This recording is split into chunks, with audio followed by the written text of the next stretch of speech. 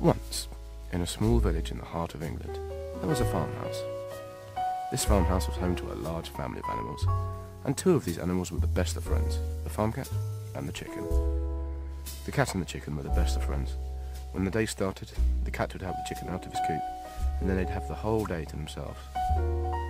Sometimes they'd go into town and look at all the interesting shops and talk to all the interesting people.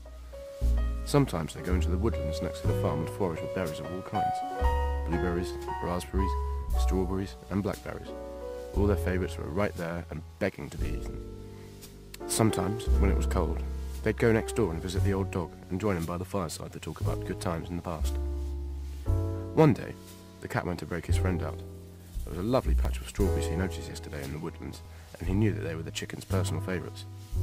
He opened the coop door, but his friend wasn't there. He searched around the backyard, but still no sign of his friend. He crept up to the kitchen window to see if she was in there, and he saw something that made his heart stop.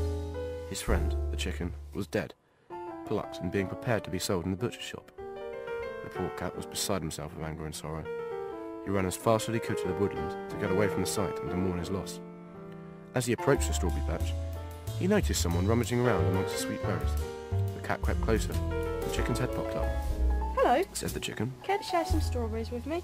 I thought you were dead, said the cat. I saw a dead chicken in the farmer's house. Yeah, I heard the farmer talking about selling me to the butchers, and I don't make many eggs these days, so I lured the neighbour's chicken over into my coop with some leftover raspberries. So you can't go back? Asked the cat. No, I'm going to live in the forest. Replied the chicken. You can't live here alone. So join me. So the cat and the chicken moved into the forest, where they built a large wicker house with a larder for the berries and a stove for the heat. Although when it was really cold, they visited the old dog on his rug by the fire to talk about good times in the past. This was a story written by this man, named Jake. He leads a solitary life, choosing the company of a pencil over the company of people. He did have one friend, but he and Jake were involved in a car crash. Jake managed to get out without a scratch, but his friend was crushed and mangled to death. Since then, Jake had become even more solitary than he used to be. His parents never really paid much attention to him, so he never got bothered. Everyone ignored him, and nobody consolidated him for his loss. He saw a few people crying, but that was all. He absolutely hated college, and had a huge dislike for most of the people attending it. They all had small happy lives, whilst he had the death of a childhood friend hanging over him like an eternal rain cloud.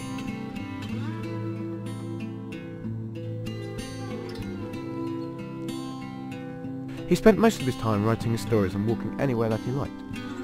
He rarely went home anymore, his parents totally ignored him as if he didn't exist. He liked to go to places that helped him to relax, to ignore, and to forget his life and existence.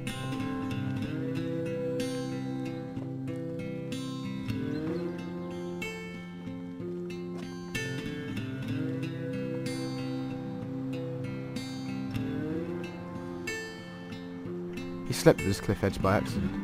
The gentle pulsating of the ocean had put Jake to sleep.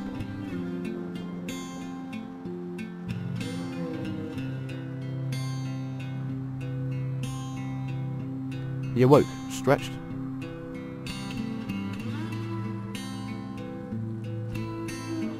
picked up his bag, and headed to college. This was a walk he was more than familiar with, as this was the road where the accident occurred. He often found himself asking the question, why? Why did I survive and my friend died? It seemed unjust that one should be taken from the other. He'd rather have gone with his friend. Not that he felt suicidal.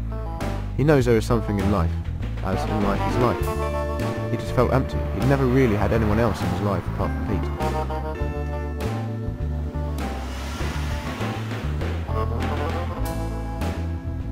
That was when Jake realised he was in limbo, until he realised he was dead.